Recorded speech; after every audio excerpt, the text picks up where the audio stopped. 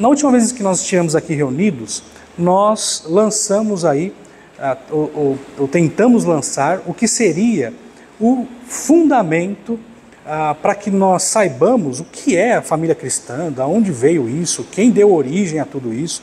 E nós olhamos para o texto de Gênesis, e com base no texto de Gênesis, nós estudamos Gênesis 1, 18, 21 a 22, 19 a 20, lemos os versículos 23 até o versículo 24, lemos o capítulo 2 também, que fala sobre essa realidade, né, de homem e mulher. E com base em todos aqueles textos que nós lemos, nós podemos afirmar que, primeiro, o casamento se deu a partir de uma iniciativa divina. Isso é importante saber, queridos. Por quê? Porque existe uma ideia mundana de que o casamento ele é um construto social. E se ele é um construto social, ele pode sofrer variações, ele pode mudar. A forma de conceber família pode mudar a partir do momento em que se entende que a família ela é um construto social. Se ela é um construto social, ela pode ter variedades do tipo relações de pessoas com o mesmo sexo, ela pode ser composta das maneiras mais bizarras e absurdas que nós vemos por aí.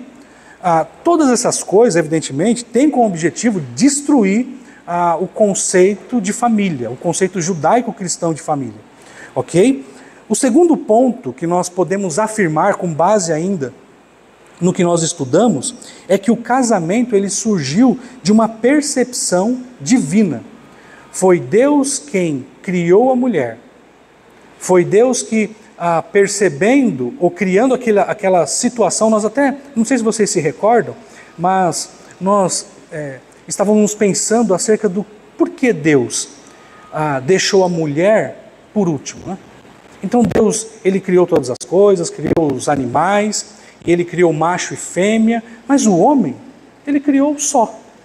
E aí existe uma discussão até, e eu não sei se é especulativo ou não, mas o que alguns estudiosos dizem é que Deus fez isso de propósito realmente, evidentemente, né? Não podia deixar de ser, mas ele fez isso para que o homem, ele desse valor à sua companheira. Para que ele, se percebendo só, ele, ao receber a mulher, ele dissesse a todos os pulmões, essa sim é osso dos meus ossos, né? Então existe isso, existe essa possibilidade de interpretação acerca do porquê Deus deixou a mulher por último. Nós não sabemos, evidentemente, se esse é o motivo, mas, de certa forma, faz um pouco de sentido. O fato é que o homem estava só e Deus teve a iniciativa. Nós não temos nenhum apontamento que diz que Adão procurou e clamou a Deus, Senhor, eu não aguento mais essa vida de solidão, por favor, me ajude a ter alguém que me corresponda. Não temos isso. Não temos nenhum relato nesse sentido. Deus tomou a iniciativa e criou alguém que correspondesse totalmente aos anseios de Adão. A segunda afirmação que nós temos aqui é que o casamento ela é uma solução divina. Foi Deus, mais uma vez, que não somente percebeu isso, ou que criou esse ambiente para que para que o homem tivesse uma mulher e teve essa percepção, mas a solução para a solidão do homem foi também por iniciativa divina. Então essas são as três verdades que nós estudamos na última reunião que nós tivemos aqui. Que o casamento é uma iniciativa divina, se deu a partir de uma percepção divina, e o casamento é uma solução divina. Ou seja, queridos, o casamento, quem está por trás do casamento é o próprio Deus. Deus instituiu o casamento. E uma vez que Deus instituiu o casamento, quando nós precisamos de orientações acerca de como viver a vida comum no lar, nós recorremos à palavra de Deus. É por isso que nós não nos fundamentamos em questões seculares, para saber o que Deus espera da família. Senhor, para que nós saibamos o que Deus espera acerca do casamento e da família, evidentemente, nós precisamos recorrer à palavra de Deus. E foi isso que nós estudamos no último encontro. E gastamos o nosso tempo aqui falando sobre essas coisas. E hoje nós falaremos sobre o propósito do casamento. Ok, nós sabemos que o casamento teve uma iniciativa divina, nós sabemos que foi ele que teve a solução, né, a percepção e a solução para a questão da solidão e da solitude ali do homem, mas nós precisamos saber agora qual é o propósito do casamento. Afinal de contas, por que Deus instituiu o casamento? São questões que nós precisamos saber responder. Por que, afinal de contas, nós nos casamos? Qual é o sentido, o propósito de nós termos nos casado? Né? Isso é importante nós sabemos responder. Isso, inclusive, cai aí na nossa lista de apontamentos quando nós fazemos acompanhamento ou aconselhamento pré-nupcial. Qual é o propósito do casamento? Bem, queridos, eu quero que vocês abram, por favor, a Bíblia de vocês em Gênesis,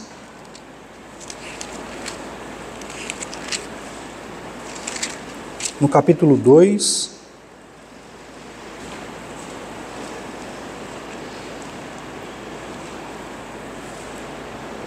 no versículo 18. Vamos ler até o versículo 22. Diz assim, Gênesis capítulo 2, versículos 18 até o versículo 22. Disse mais o Senhor Deus: não é bom que o homem esteja só. Far-lhe-ei uma auxiliadora que lhe seja idônea. Havendo, pois, o Senhor Deus formado da terra todos os animais do campo e todas as aves do céu, trouxe-os ao homem, para ver como este lhe chamaria. E o nome que o homem desse a todos os seres viventes, esse seria o nome deles. Deu nome o homem a todos os animais domésticos, às aves do céu e a todos os animais selváticos. Para o homem, todavia, não se achava uma auxiliadora que lhe fosse idônea. Então o Senhor Deus fez cair pesado sono sobre o homem, e este adormeceu. Tomou uma das suas costelas e fechou o lugar com carne. E a costela que o Senhor Deus tomara do homem, transformou-a numa mulher e lhe a trouxe. Versículo 23. E disse o homem: esta, afinal, é osso dos meus ossos e carne da minha carne. Chamar-se-á varoa, porquanto do varão foi tomada. Queridos, no versículo 18, nós temos aí uma expressãozinha que diz o seguinte: disse mais o Senhor, não é bom que o homem esteja só, far-lhe-ei uma auxiliadora que lhe seja idônea. Esse versículo, ele nos faz entender o seguinte, que o homem, ao ser formado à imagem de Deus, ele passou a refletir alguns aspectos, algumas qualidades do Senhor. E entre as várias qualidades que o homem passou a refletir do Senhor, está a questão da possibilidade dele se relacionar em nível pessoal. Notem, sozinho não era possível que o homem pudesse se relacionar a nível pessoal com alguém que fosse semelhante a ele. Estou falando, queridos, de um tipo de relação que não se dá entre Deus e o homem, ou entre o homem e Deus. Mas não havia naquele contexto alguém que, como Adão, pudesse se relacionar. Ele não podia se relacionar com alguém que fosse semelhante a ele. E queridos, quando Deus então cria a mulher, essa possibilidade ela passa a deixar de ser uma possibilidade e agora então é algo concreto. O homem agora, ele pode refletir esse aspecto da divindade, digamos assim, que é a possibilidade de se relacionar em nível pessoal. Então Deus faz o homem adormecer, como nós lemos, e ele extrai ali uma costela de Adão e forma então a mulher. E a partir daquele momento, então, Deus institui o casamento. Queridos, quando nós pensamos nesse aspecto de relacionamento, nesse aspecto de comunhão, nós devemos também pensar em algo que está intrinsecamente ligado à criação da mulher. Quando Deus cria a mulher, Ele cria a mulher para ser uma companheira de Adão. Não é sem razão que um dos propósitos do casamento é justamente esse. O que deve ocupar o topo da nossa lista, o vento está forte ali, né? O que deve ocupar o topo da nossa lista dos propósitos de Deus para o casamento é justamente esse, o companheirismo. Notem, queridos, ao criar a mulher, Deus possibilita ao homem que ele pudesse ter uma companheira. E o que significa isso, afinal de contas? Quando nós dizemos, olha, a minha esposa é a minha companheira, ou o meu esposo é o meu companheiro. O que nós queremos dizer, afinal, com isso? Se os irmãos abrirem a Bíblia de vocês em Eclesiastes, capítulo 9, Eclesiastes, capítulo 9,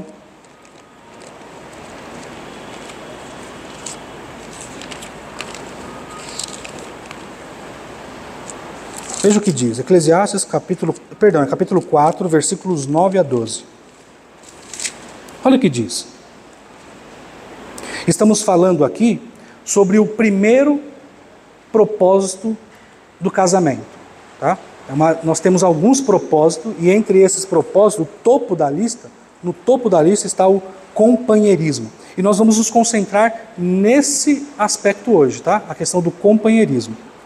E no versículo 9 a 12 do capítulo 4 de Eclesiastes, diz assim: melhor é serem dois do que um, porque tem melhor paga do seu trabalho.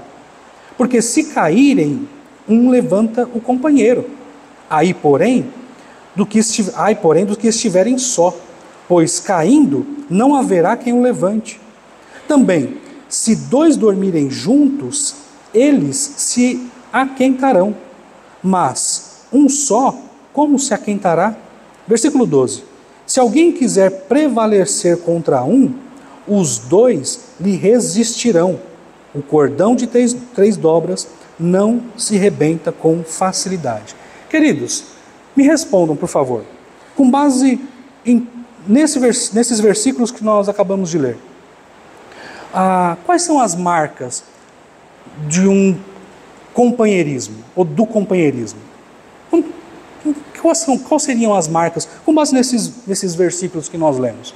Veja, estamos falando que no topo da lista de propósitos de Deus para o casamento, encontra-se o companheirismo. E nós queremos responder agora o que é o companheirismo. Lemos então Eclesiastes e devemos responder, com base nesses versículos, o que é companheirismo. Vocês percebem nesses versículos aspectos de cooperação? Conseguem perceber isso? Nos textos que está diante de nós? O que mais? Cumplicidade, alguém disse? Cumplicidade. Solidariedade. Conseguem perceber isso? Solidariedade. Auxílio. Vocês conseguem perceber, olhando por exemplo para o versículo 12, veja o que diz: se alguém quiser prevalecer contra um, os dois lhe resistirão. O cordão de 3 dobras não se rebenta com facilidade.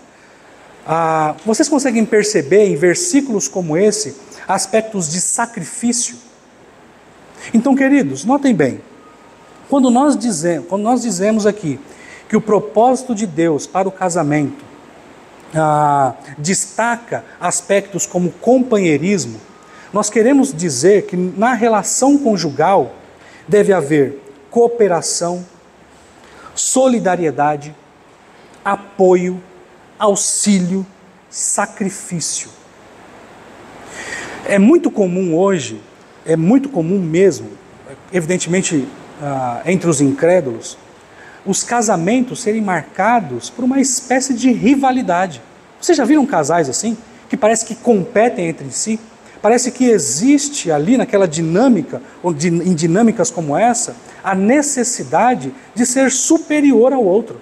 Eu soube de um casal em que a esposa, ela se empenhava, eles trabalhavam numa mesma empresa, e ela se empenhava arduamente para ocupar grandes cargos na empresa, para ter, pasmem vocês, isso não é historinha, isso é real. Ela se empenhava em ocupar grandes cargos na empresa para que o seu esposo estivesse debaixo da sua autoridade ali, em termos de ofício, né? E havia então, há naquela família então, um aspecto de rivalidade. Fiquem tranquilos, tá? Não vai cair, é só o vento batendo no forro, ele levanta e abaixa. Tá tudo bem, não se assustem com isso. O que pode acontecer é cair um morcego, mas qual o problema? Então notem, queridos, indo na contramão disso tudo, nós estamos dizendo que no casamento, na relação conjugal, deve haver não rivalidade, não oposição, não competição, mas deve haver cooperação, solidariedade, apoio, auxílio, sacrifício. Notem, queridos, uma vez que nós destacamos essas verdades na nossa relação conjugal, essas questões sobre rivalidade, o meu esposo quer ser melhor do que eu, a minha esposa quer ser melhor do que eu, isso não existe. Isso não existe. Passamos agora a ser parceiros. Quando Deus instituiu Eva, quando Deus instituiu o casamento, criando Eva, Ele quis proporcionar ao homem alguém que lhe correspondesse e fosse a sua parceira no exercício das suas funções. Evidentemente, além de o acompanhar e suprir a sua solidão, né, a sua carência, digamos assim, Eva, ela é uma cooperadora de Adão. Não havia essa rivalidade, não havia essa tensão. E muitas vezes, queridos, nós somos estimulados cada vez mais a olhar para o nosso cônjuge como se fosse um concorrente nosso, como se fosse alguém que estivesse ali competindo conosco. E, queridos, isso é um mal terrível. Famílias se dilaceram por causa disso. Eu soube de casais que em sua geladeira havia ali o que era da mulher, e o homem não podia tocar naquilo, e o que era do homem. Gente, isso são coisas reais que acontecem aí fora. O que está acontecendo nesse casamento? Evidentemente que há ali não um conceito de companheirismo, não um conceito de parceria, mas um conceito de rivalidade. E notem, queridos, isso é terrível. John MacArthur escreveu um livro, esse livrinho aqui, eu não sei, talvez as mulheres conheçam mais do que os homens esse livrinho aqui. 12 mulheres extraordinariamente comuns. Alguém conhece esse livro? Conhece? Não? Esse livro é muito bom. Muito bom. John MacArthur escreveu 12 mulheres extraordinariamente comuns. Como Deus usou as mulheres da Bíblia e como Ele pode usar você, mulher, né? E a certa altura, ele diz o seguinte, veja o que ele diz. Ela, Eva, era a ajudadora de Adão. Não era nem sua supervisora, nem sua escrava. Os irmãos se lembram, no nosso último encontro aqui, que nós falamos sobre a questão da hierarquia funcional? Vocês se lembram disso? Nem todos estavam aqui. O que acontece é o seguinte, quando Deus criou a mulher, Ele criou a mulher essencialmente igual ao homem. Ou seja, ela era imagem de Deus, assim como o homem. Então, ontologicamente, ou enquanto essência, não existe distinção entre o homem e a mulher. Perante Deus, todos somos iguais. Porém, ainda que iguais, nós exercemos funções diferentes. Por isso, hierarquia funcional. Existe uma hierarquia na relação conjugal? Sim, evidentemente. É claro que existe. No entanto, essa hierarquia não é uma hierarquia ontológica, não é uma hierarquia no que diz respeito à essência da criação, mas diz respeito a diferenças nas funções. Enquanto o homem é o cabeça do lar, a mulher é a sua ajudadora, a sua auxiliadora. Ok? Por isso, então, ele diz aqui, não era sua supervisora, nem sua escrava. Ao chamá-la de ajudadora de Adão, as Escrituras destacam a mutualidade e a natureza complementar da parceria. De nenhum modo, Eva era inferior ao marido, mas ainda assim, ela recebeu um papel que era subordinado à sua liderança. Queridos, por que verdades como essa é importante nós sabermos? Porque notem, nessa relação entre homem e mulher, entre Adão e Eva, nós destacamos o aspecto da mutualidade, da cooperação. É uma espécie de complemento. Enquanto o homem, ele é pai, e foi criado para isso, para ser pai, provedor, protetor e líder, a mulher foi criada para ser mãe, consoladora, cuidadora e ajudadora e auxiliadora. Então percebam, queridos, que nessa dinâmica de relacionamento, o companheirismo ganha ênfase e força nessa questão da mutualidade. É numa relação de companheirismo em que existe um complemento entre homem e mulher. E é isso que faz uma família ser forte. É isso que faz uma família ser uma família vibrante. O companheirismo. E saber dessas coisas, queridos, é fundamental.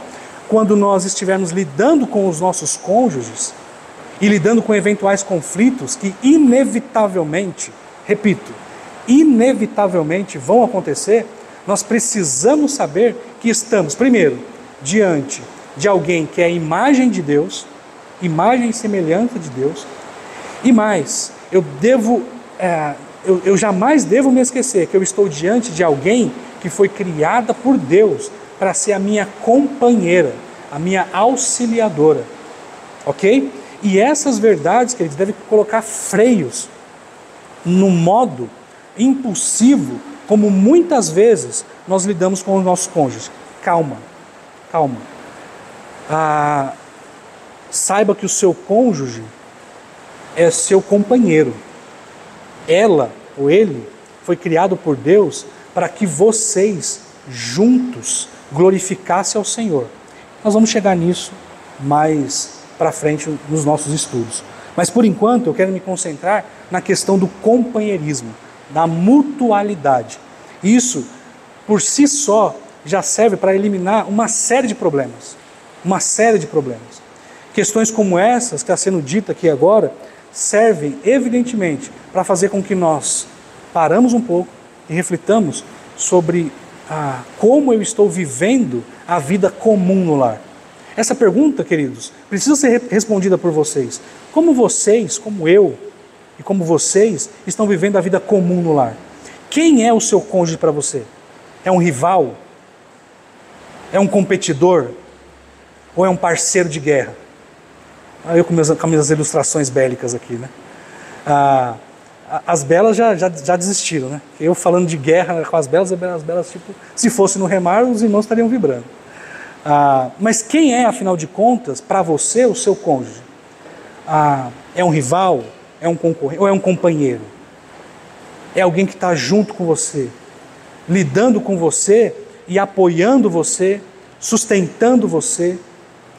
Quem, afinal de contas, é essa pessoa que Deus colocou do seu lado? E, queridos, e notem bem,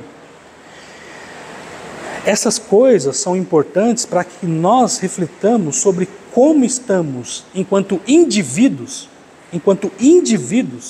exercendo o nosso papel de cônjuge. Eu acabei de dizer aqui, nós, nos estudos próximos, falaremos sobre o papel do marido e o papel da esposa, evidentemente. Mas eu não posso deixar de mencionar que eu vivo a vida comum no lar, destacando esse aspecto do companheirismo, levando em conta o meu papel, agora falando enquanto indivíduo, o meu papel enquanto esposo, enquanto marido. Eu estou sendo um bom companheiro para minha esposa? Eu, enquanto indivíduo, eu tenho cooperado com ela? Eu tenho sido solidário a ela? Eu tenho apoiado, auxiliado? Eu tenho me sacrificado por ela? Queridos, Senhor, eu sou massacrado por essas verdades. Massacrado por isso. Está pingando aqui, mas está tudo bem. Eu sou massacrado por essas verdades. Parece que Deus expõe a gente a certas realidades justamente para apontar a pontos vulneráveis. E enquanto eu estava preparando aqui o meu estudo, eu estava pensando, Senhor, por favor, me ajude a ser um marido melhor. Me ajude a olhar para a Mônica, minha esposa, como a minha parceira, como a minha companheira. E olhando para ela dessa forma, me ajude, Senhor. Me ajude a ser um cooperador na vida dela. Me ajude a me sacrificar mais por ela. Me ajude a auxiliá-la mais, a apoiá-la mais. Queridos, não há limite para isso.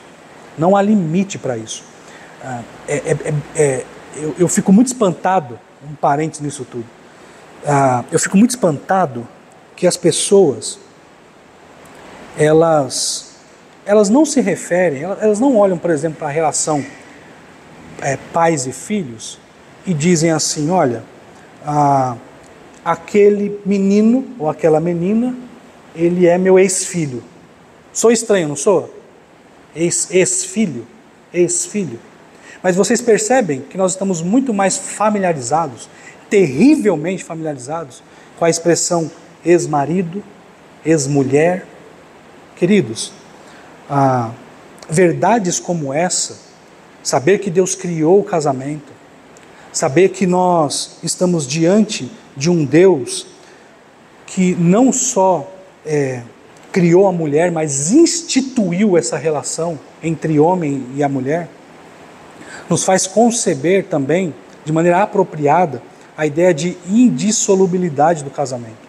Nós não podemos olhar para o casamento, para a relação conjugal, como se fosse algo supérfluo. Queridos, eu vou dar um conselho para vocês de todo o meu coração. Nunca,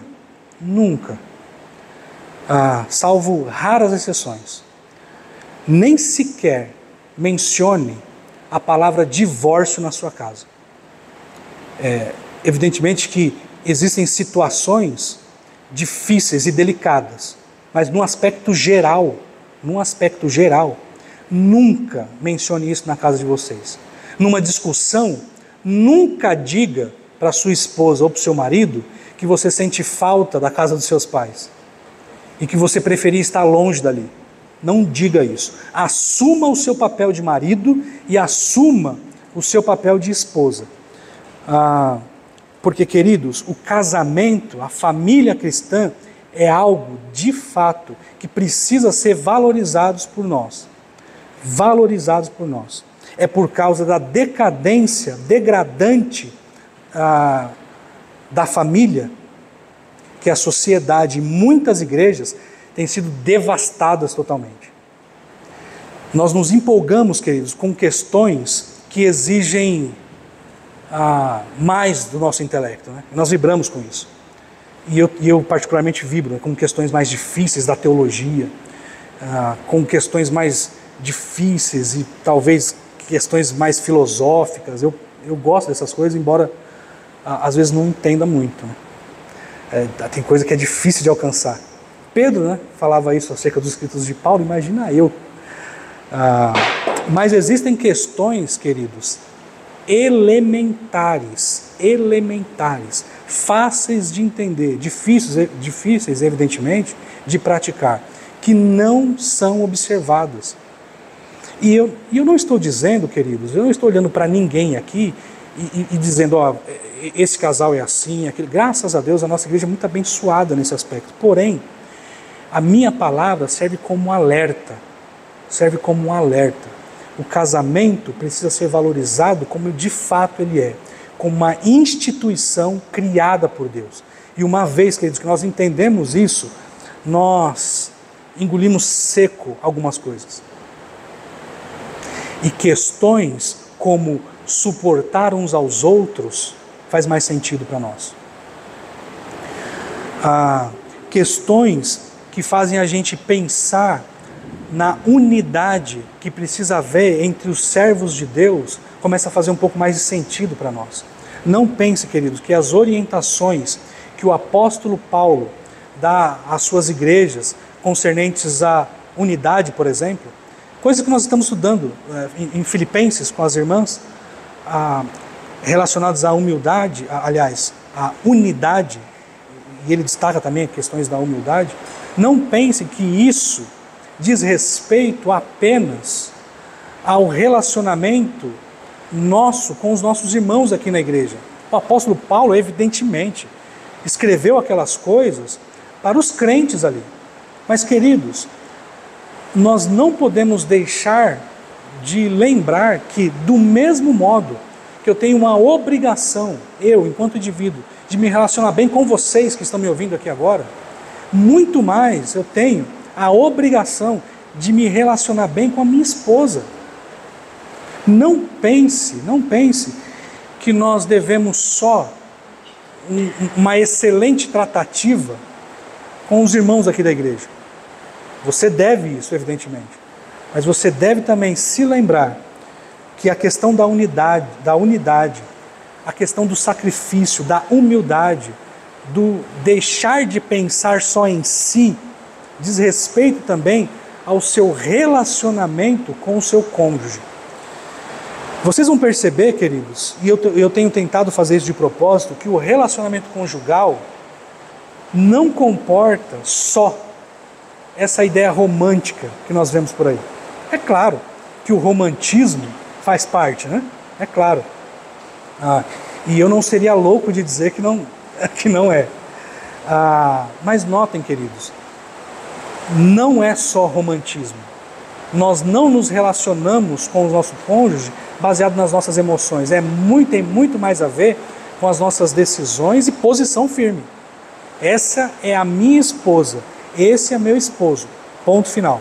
Vamos acertar as diferenças agora. Enfim, me desculpe ser tão enfático, mas é porque realmente eu acho que nós estamos diante de um caso urgente. Muito bem, queridos, companheirismo retratado na Bíblia tem ainda a ideia de intimidade e de união. O tema ainda é companheirismo, ok? Veja o que diz em Provérbios, capítulo 2, versículo 17. Provérbios, capítulo 2,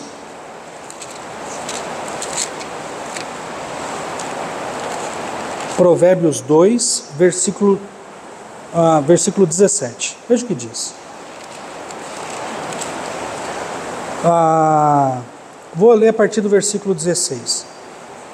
Para te livrar da mulher adúltera, da estrangeira, da lisonjeia, da lisonjeia com palavras, a qual deixa o amigo da sua mocidade e se esquece da aliança de seu Deus. Aqui na ARA, eu não sei quantos de vocês... Alguém tem uma NVI aí? Alguém tem uma NVI? Você pode ler alto, por favor, o que diz a NVI? Ela também ficará mulher moral, pervertida que seduz com suas palavras. 17. Que abandona aquele que desde a juventude foi seu companheiro e ignora a aliança que fez diante de Deus. Isso. Esse texto, o que ele diz? Ele fala da mulher adúltera, ele fala da mulher imoral, que abandona a sua companheira da mocidade. Está falando aqui de uma relação estável que havia ali e o abandono. O que acontece? Nesse texto que está diante de nós, nós temos aí a seguinte ideia, né? Tem um livrinho de Jay Adams. Jay Adams, eu não sei quantos de vocês conhecem, mas ele é um escritor que fala muito sobre casamento e família. Nós discordamos um pouco dele no aspecto do recasamento, do divórcio e novo casamento. Mas, no geral, ele dá boas lições acerca de casamento e família. E note, a palavra traduzida aqui, com base nos apontamentos de Jay Adams, a palavra traduzida por amigo e companheiro tem a ideia de uma companheira íntima, de uma companheira que mantinha com o seu amigo, no caso o cônjuge, né? É o amigo da mocidade, se referindo aí ao seu marido, uma estreita e íntima intimidade. O significado comporta ainda a ideia de um animal sendo domado, e uma vez domado, ele se torna íntimo do seu dono. Ok? Qual que é a ideia, então, traduzida aqui nas nossas versões por companheirismo, né? Especialmente na NVI? Se eu não me engano, a NVT também traduz assim, não estou bem lembrado aqui agora. A ideia é a seguinte, é um animal, a ideia de intimidade aqui, pensem no seguinte, um animal feroz, selvagem, um cavalo selvagem, que é domado, que é domesticado. E uma vez domesticado, ele se torna alguém íntimo. Eu não estou falando aqui dos maridos, tá? O pessoal pensando para mim, poxa pastor, tá falando então que a gente foi domado, né? Domesticado pelas nossas esposas? Não é isso. Eu estou somente tentando transmitir a ideia do que significa a intimidade. Você deixa de ser selvagem, o animal deixa de ser selvagem e passa a ser íntimo. E uma vez íntimo do seu dono, não existe mais selvageria, não existe mais a ideia que espanta o outro, por assim dizer, ok? Então, o que nós temos em Provérbios aqui é algo ligado à intimidade, à parceria íntima, a uma ligação intensa, estreita, íntima. Isso é companheirismo também, compõe a ideia de companheirismo, uma relação estreita, uma relação íntima. Em Malaquias, no capítulo 2, veja o que diz, Malaquias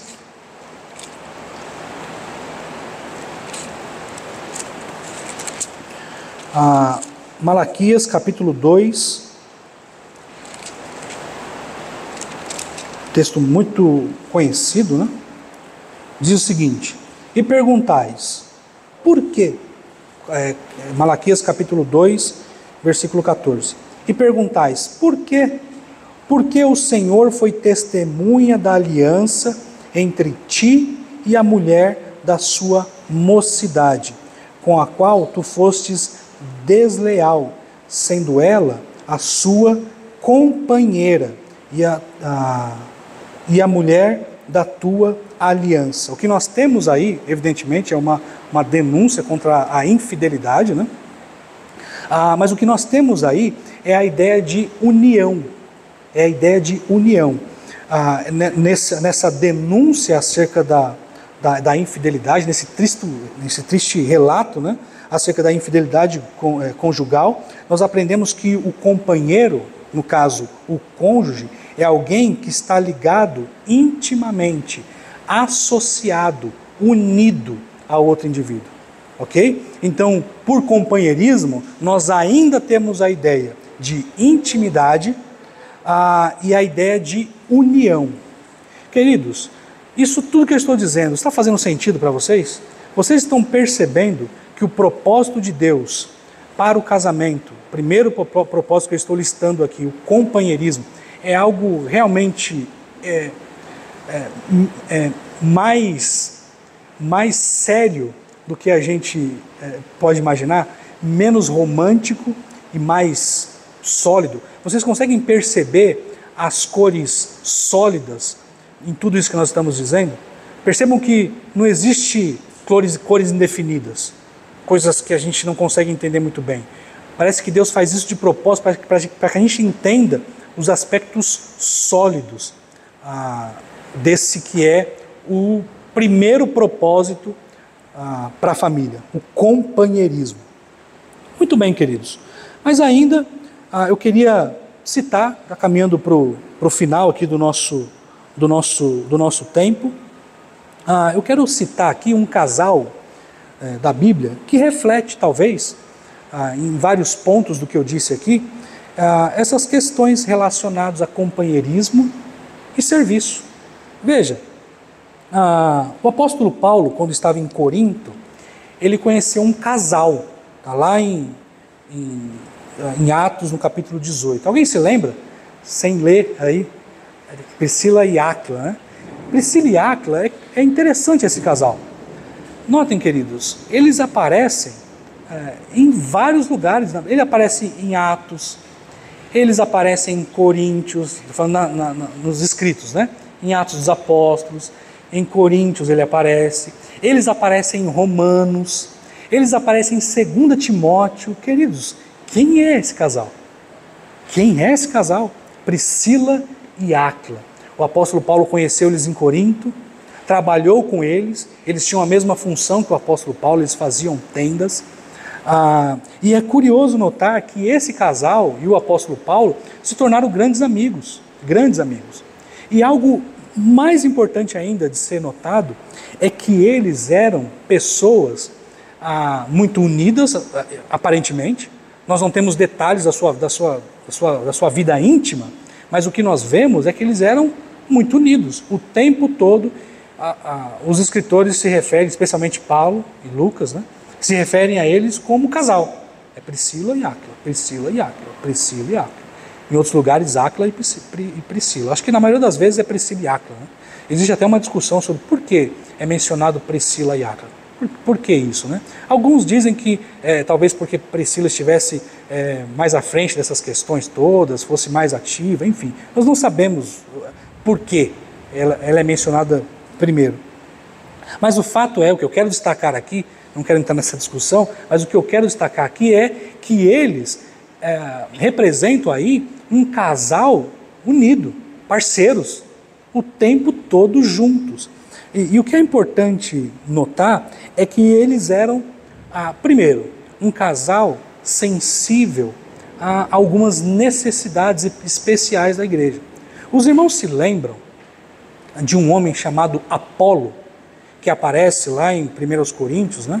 Uns são de Paulo, outros são de Apolo. Esse homem teve contato com Priscila e Áquila.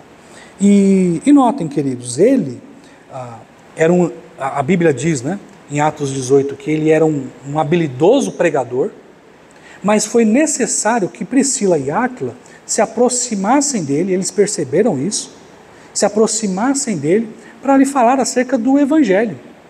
Esse Apolo veio a se tornar um grande servo de Deus. Veja o que diz 1 Coríntios, 1 Coríntios, no capítulo 3,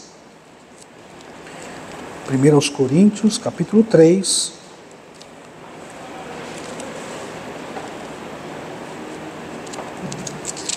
versículos 4 a 6. O apóstolo Paulo repreendendo os irmãos de Corinto, mas ele nos faz perceber algo muito importante acerca desse homem, que teve contato com esse casal, Priscila e Áquila. Veja o que diz. Quando, pois, alguém diz, eu sou de Paulo, e outro diz, eu sou de Apolo. Olha o Apolo, aquele que teve contato com quem? Com um casal sensível à necessidade, algumas necessidades da igreja. Eu de Apolo, não é evidente que andais segundo os homens? Quem é Apolo e quem é Paulo? Servos por meio de quem crestes, e isto conforme o Senhor concedeu a cada um. Eu plantei, Apolo regou. É interessante notar isso.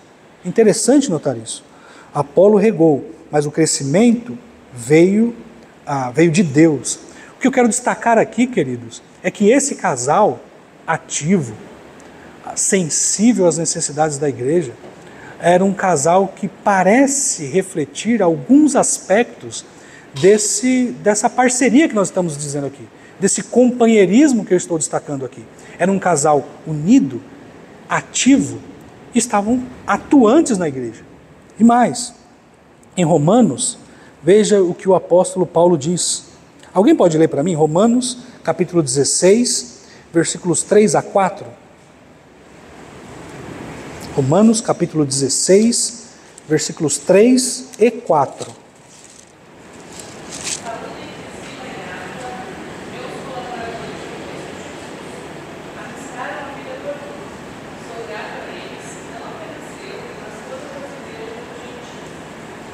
Olha que interessante isso que a Aline acabou de ler. Priscila e Áquila eram cooperadores do apóstolo Paulo. Pessoas ativas que cooperavam com o ministério do apóstolo Paulo. E mais, queridos, eles estavam dispostos a sacrificar a própria vida pela igreja. Percebam que o que eu quero destacar aqui é que assim como Adão e Eva eram companheiros no exercício do serviço que Deus havia dado ao homem, me parece aqui muito claro que Priscila e Áquila parecem refletir esse aspecto de companheirismo. Juntos, a serviço do Mestre, cooperando com o apóstolo Paulo, cooperando com a igreja de Deus e disposto até a sacrificar a própria vida. Queridos, que Deus nos ajude a ter famílias assim aqui na nossa igreja. Nós temos, evidentemente. Temos várias famílias assim. E que nós, meu Deus, que nós continuemos crescendo nisso. Eu não consigo estabelecer um limite para a bênção que é você desfrutar num ambiente eclesiástico composto por famílias assim. E nós temos várias assim aqui. E que Deus nos ajude. Então era um casal sensível aí a necessidades específicas, né? Pensando aqui em Apolo.